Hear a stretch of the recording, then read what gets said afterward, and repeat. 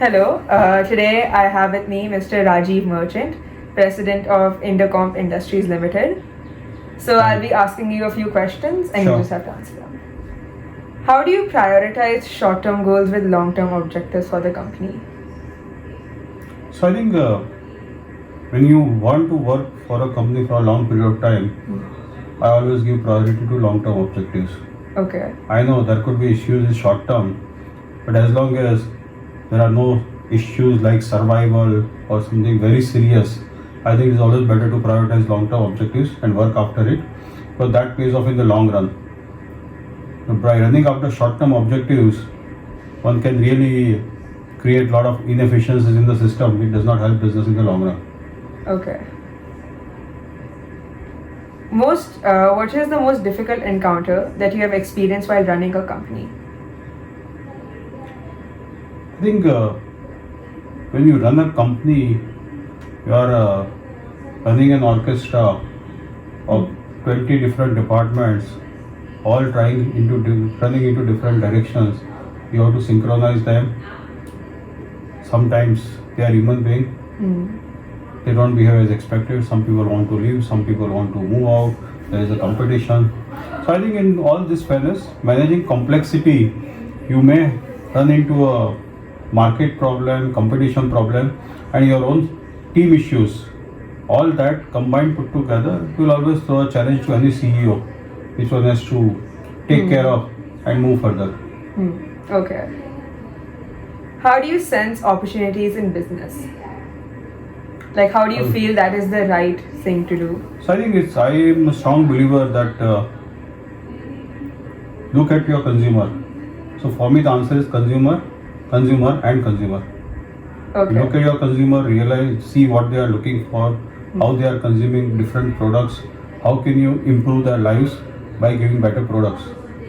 Okay. What is one thing that you've learned in your years as a CEO?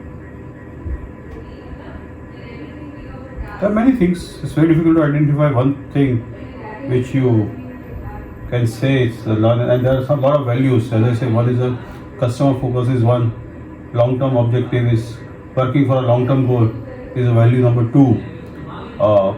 Running a business with openness and transparency would be third value. So I think it's a combination of values, maybe not a single reason or a single factor which you have learned that you can ascribe to becoming a CEO.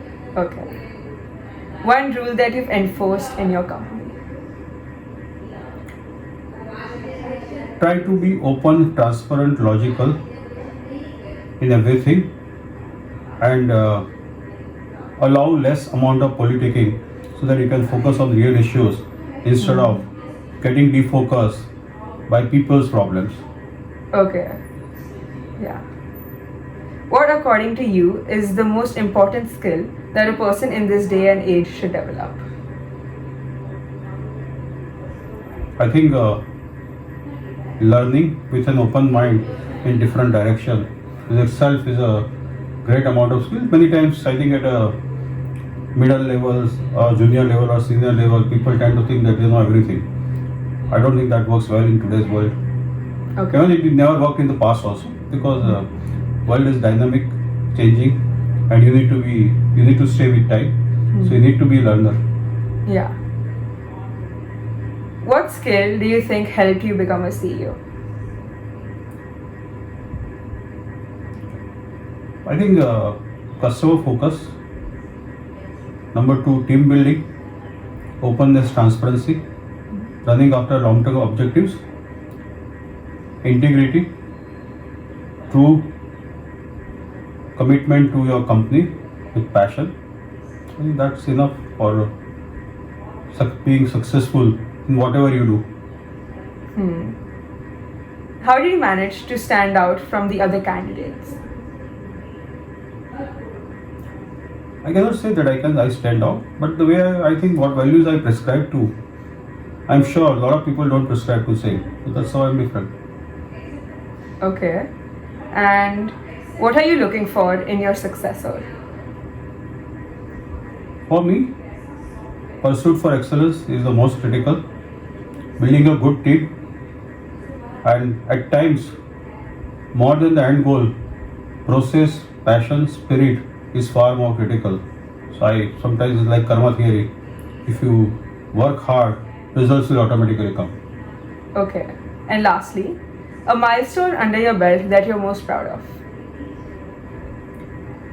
I think I have been successful in the fashion marketing industry of having successfully set up at least 4 startup brands in last 25 years or more, slightly more than that. I think that's a good achievement in terms of, because startup brand is a very difficult task and the success ratio is very low. Whereas we started with Trigger Jeans was one, then second was Portico, third was Tangerine, and right now fourth is Boutique Living and Layers. So say 5 brands. I think it's a good ratio to be happy about. Okay. Thank you. Thank you. Thank you for your time.